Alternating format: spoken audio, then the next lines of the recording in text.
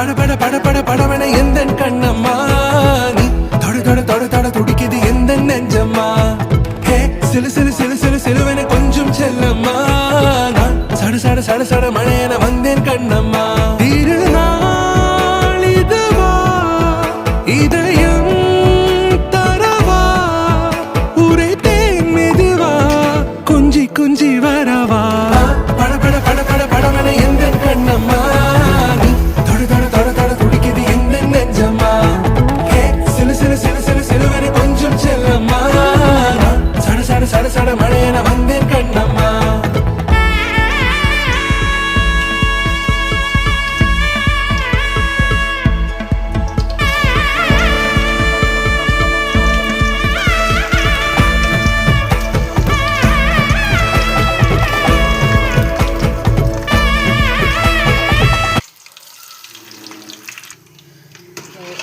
అది ఇంకా షేప్ రావాలండి.